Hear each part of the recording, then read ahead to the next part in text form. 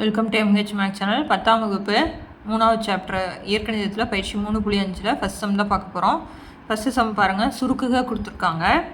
4x² y 2z² into 6xz³ 20y⁴ கொடுத்துருக்காங்க. சரிங்களா? இதை நம்ம சுருக்கணும். இப்போ நம்ம கேன்சல் பண்ணி போட்டுக்கலாம். சரிங்களா? ஃபஸ்ட்டு நம்பர் கேன்சல் பண்ணலாம். 1 4 4 5 4 20 போட்டாச்சு. ஓகேங்களா? இங்கே பாருங்கள், 1 2 2 3 2 6. இப்போ நம்பரில் பார்த்திங்கன்னா 3/5 இருக்குது. ஓகேங்களா? இப்போ அடுத்தது இங்கே வேறு ஏதாச்சும் கேன்சல் பண்ண முடியுமான்னு பார்க்கலாம். இங்கே எக்ஸ் இருக்குது, ஆனால் கீழே எதுவுமே இல்லை, எக்ஸே இல்லை, அதனால் கேன்சல் பண்ண முடியாது. ஓகேங்களா? அடுத்தது இங்கே ஒய் இருக்குது, இங்கேயும் ஒய் இருக்குது. இங்கே ஒரு ஒய் இருக்குது, மேலே எதுவுமே இல்லைன்னா 1 இருக்கிறதா அர்த்தம். ஒரு ஒய் இருக்குது, இங்கே 4 ஒய் இருக்குது, அதில் போயிடுச்சுன்னு அர்த்தம்னா மீதி 3 ஒய். ஓகேங்களா? அடுத்தது இங்கே எக்ஸ் இருக்குது, கீழே எதுவுமே இல்லை. இங்கே z³ இருக்குது, இங்கே z² இருக்குது. அப்படின்னா இதில் ஸ்கொயர் போயிடும், இதில் 1 இருக்கும். ஓகேங்களா? மீதி இருக்கிறது எழுதிடலாங்களா? இப்போ மீதி 3 இருக்குது, இதில் x² இருக்குது, இங்கே இதில் ஒரு எக்ஸ் இருக்குது. பாருங்கள், பெருக்கல்ல இருந்தால் அடிமான ஒரே மாதிரி தான் அடுக்குகளை கூட்டிக்கணும். அப்புறம் 2 + 1 3, எக்ஸின் அடுக்கு 3, அப்புறம் z 1 இருக்குது. ஓகேங்களா? அதுக்கு அடுத்தது y³ அவ்வளோதான். ஃபஸ்ட்டு நம்பரை கேன்சல் பண்ணணும். அதுக்கு அடுத்தது நம்ம மாறியெல்லாம் கேன்சல் பண்ணலாம். மேலேயும் கீழேயும் பார்த்துட்டு எது ஒரே மாதிரி இருக்குது, ஒரே மாதிரி இல்லை அப்படிங்கிறத பார்த்து கேன்சல் பண்ணிக்கணும். ஓகேங்களா? அடுத்த சம் பார்க்கலாம். அடுத்து 2வது சம் போடலாம். இது பாருங்கள். p² - 10p + 21/p - 7 into p² + p - 12/p - 3 whole square. இது மாதிரி கொடுத்துட்டாலே நம்ம காரணிப்படுத்தணும். சரிங்களா? அடுக்கு 2ல் ஆரம்பிச்சதுனாலே. அப்படின்னா பெருக்குனா நம்மளுக்கு 21. ஏன் அப்படின்னா இங்கே 1 இருக்கிறனால 1 21 பெருக்குனா 21. அடுத்தது -10. கூட்டினாலும் கழிச்சாலும் நம்மளுக்கு -10 பெருக்குனா 21 வரணும். அப்படின்னா 7 3 21 போட்டுக்கலாங்களா? இப்போ ரெண்டுலேயுமே மைனஸ் போட்டால் தான் மைனஸ் இன்ட்டு மைனஸ் ப்ளஸ், ரெண்டு ஒரே குறியாக இருந்தால் கூட்டி அதே குறி. இப்போ நம்ம மாறி என்னது நம்மளுக்கு பி, அதனால் இதை கீழே போட்டுக்கிட்டிங்கன்னா உங்களுக்கு கன்ஃபியூஸ் வராது. ஓகேங்களா? அப்போ தான் அடுத்த சம் போகிறதுக்கு ஈஸியாக இருக்கும். அதனால் இப்போ மாறி பி இருக்கிறனால p - 7 p - 3 அப்படி மாற்றிக்கலாங்களா? அப்புறம் எப்படி எழுதலாம்? p - 7 into p - 3. கீழே என்ன இருக்குது? p - 7 அப்படியே போட்டுக்கிட்டேன்.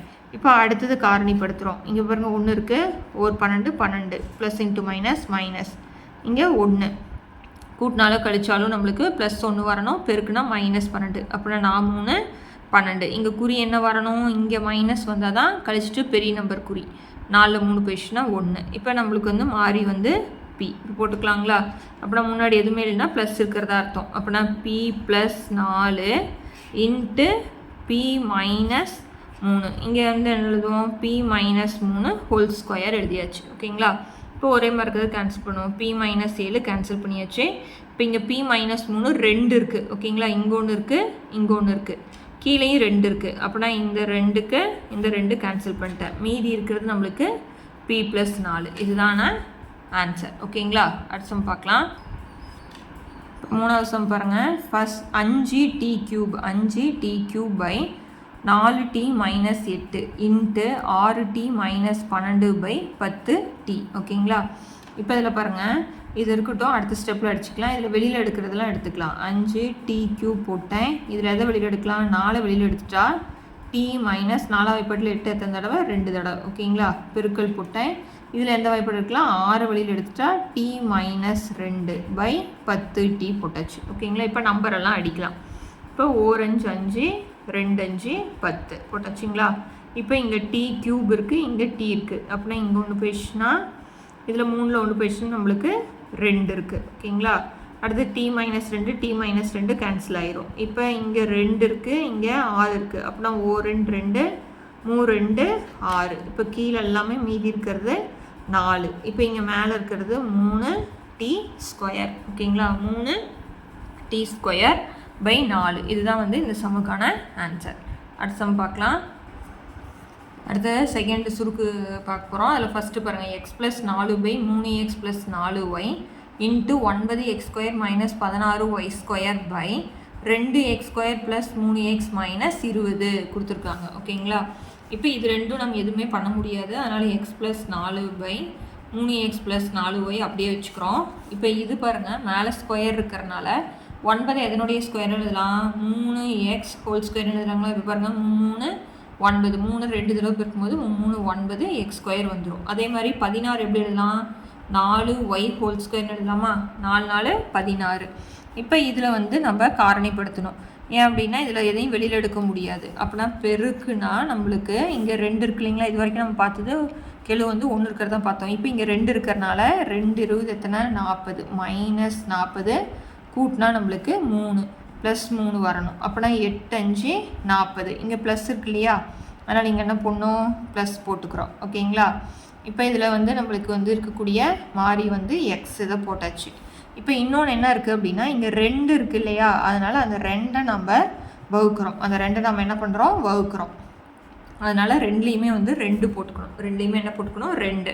இப்போ இதை அடிச்சிடலாம். 2 2 4 2 8. இங்கே இதை அடிக்க முடியாது. ஓகேங்களா? அப்படின்னா இங்கே வந்து இங்கே பாருங்கள் மைனஸ் வரும். அப்போ தான் ப்ளஸ் இன்ட்டு மைனஸ் மைனஸ் 8ல் 5 போயிடுச்சுன்னா 3. அப்படின்னா இப்படி எழுதலாம் x plus 4 into 2x minus 5ன்னு எழுதலாம். அப்படின்னா X plus 4 into 2x minus 5. ஓகேங்களா? இப்போ இதை ஃபஸ்ட்டு கண்டுபிடிச்சிடணும். இப்போ இங்கே என்ன மாறி இருக்கும், மாறி இருக்கிறத எழுதிக்கிறோம். அப்புறம் கெழு வந்து இது வரைக்கும் 1 இருக்கிறதுனால நம்ம வகுக்கலை. இங்கே 2 இருக்கிறனால கீழே நம்ம வகுக்கிறோம். சரிங்களா? அப்புறம் அடித்து போட்டுட்டு மீதி இருக்கிறத எழுதிக்கிறோம். இப்போ நம்ம அடுத்தது பாருங்கள், இங்கேயும் எக்ஸ் ப்ளஸ் 4 இருக்குது, இங்கேயும் எக்ஸ் ப்ளஸ் 4 இருக்குது, அடித்தாச்சு. இப்போ மீதி 1/3x ப்ளஸ் 4y இன்ட்டு இந்த ஃபார்முலா பார்த்திங்கன்னா எப்படி இருக்குது? a square minus B square மாதிரி இருக்கா? அப்புறம் நம்ம என்ன எழுதலாம்? a plus B into a minus B எழுதிக்கலாம். அப்படின்னா a minus B into a plus B, அதான் மைனஸில் எழுதுகிறோம் ப்ளஸில் எழுதுகிறோம். அப்படின்னா மீதி இருக்கிறது 2x மைனஸ் 5. இப்போ இதையும் அடிச்சிடுறோம். மீதி என்ன இருக்கும்? 3x minus 4y by 2x minus 5. அவ்வளோதான் சம்மு. ஓகேங்களா? ரொம்ப ஈஸி தான். மேலேயும் கீழேயும் கேன்சல் பண்ணி போடுறது தான். அடுத்த சம் பார்க்கலாம். அதில் ரெண்டாவது சம் பாருங்கள். X cube minus y cube by 3x square plus 9xy plus 6y square into x square plus 2xy plus y square by x square minus y square எழுதியிருக்கோம். ஓகேங்களா? இது ஒன்றும் கிடையாது, எல்லா ஃபார்முலா எழுதுகிறோம். இது என்ன formula? A cube minus B cube formula. அப்படின்னா A cube minus B cube formula என்னது? A minus B. A minus B. ஏங்கிற இடத்துல எக்ஸ் இருக்குது, பிங்கிற இடத்துல ஒய் இருக்குது. இல்லை அப்படின்னா x cube minus y cube formula வச்சுக்கிட்டாலும் ஓகே. ஓகேங்களா? அப்புறம் என்ன எழுதலாம்? X minus y into x square plus x y plus y square. இது நம்ம ஃபார்முலாவில் 9th படித்தது தான். ஓகேங்களா? இதில் பொதுவாக எதை எடுத்துடலாம்? 3 வெளியில் எடுத்துகிட்டு என்ன வரும்? X square plus 2xy plus இங்கே 3 9 அடுத்தது 2y ஸ்கொயர். ஓகேங்களா? இன்ட்டு இது பாருங்கள், x square plus 2xy plus y square அப்படின்னா இந்த ஃபார்முலா எப்படி எழுதலாம்? எக்ஸ் ப்ளஸ் ஒய் ஹோல் ஸ்கொயர்னு எழுதலாமா? அதாவது a plus B the whole square formula. இப்படி எழுதலாம் x square plus 2xy plus y square. அந்த ஃபார்மேட்டில் எழுதியாச்சு. இப்போ இது பாருங்கள், A square minus B square formula எழுதுனா a plus B into a minus B. என்னென்ன ஃபார்முலா எழுதியிருக்கேன்? a க்யூப் மைனஸ் பி க்யூப்க்கு என்ன formula? a minus B into a square plus AB plus B square formula எழுதியிருக்கோம். அடுத்தது a plus B the whole square formula. a square plus 2ab plus B square. அடுத்து a square minus B ஸ்கொயருக்கு என்ன formula? a plus B into a minus B. இந்த ஃபார்மேட்டில் தான் நாம் எழுதியிருக்கோம். ஓகேங்களா? வேறு எதுவும் இல்லை. இங்கே பாருங்கள், இந்த இது எழுதியாச்சு. இப்போ இதை மாற்றிக்கலாம். X plus y into x minus y. ஓகேங்களா? இப்போ இதை கேன்சல் பண்ணலாம். எக்ஸ் ப்ளஸ் ஒய்யும் கேன்சல் பண்ணிட்டேன். இதில் எக்ஸ் ப்ளஸ் ஒய் இருக்குது, இதில் 2 இருக்குது. அப்படினால 1 கேன்சல் பண்ணிக்கலாம். பேலன்ஸ் இருக்கிறது எழுதிக்குவோம். X square plus x y plus y square into ஒரு எக்ஸ் ப்ளஸ் ஒய் இருக்குது. ஓகேங்களா? இதை கேன்சல் பண்ணியாச்சு. மீதி 3 into x square plus 3xy plus 2y square இருக்குது. ஓகேங்களா? இப்போ இதை நம்ம காரணிப்படுத்துகிறோம். நம்ம நார்மலாக காரணிப்படுத்தும் போது பின்னாடி வந்து கடைசியாக மாறி தான் இருக்கும். இப்போ இதில் ஒய் ஸ்கொயர் இருக்குது. இது எப்படி காரணிப்படுத்தினா அதே மாதிரி 1 இன்ட்டு 2 பெருக்குனா 2, இங்கே வந்து நம்மளுக்கு 3. இப்போ நம்மளுக்கு என்ன வரும்? 2 2. நம்மளுக்கு மாறி என்னது? எக்ஸ் தானே, எக்ஸால் வகுக்கிறோம். ஸோ பின்னாடி ஒய் இருக்கிறதுனால இதோட ஒரு ஒய் சேர்த்திக்கிறோம், வேறு எதுவுமே கிடையாது. ஓகேங்களா? அப்போனா இங்கே x square plus x y plus y square போட்டு அடுத்தது எக்ஸ் ப்ளஸ் ஒய்யை போட்டுட்டேன். இப்போ 3 இன்ட்டு இது எப்படி எழுதலாம்?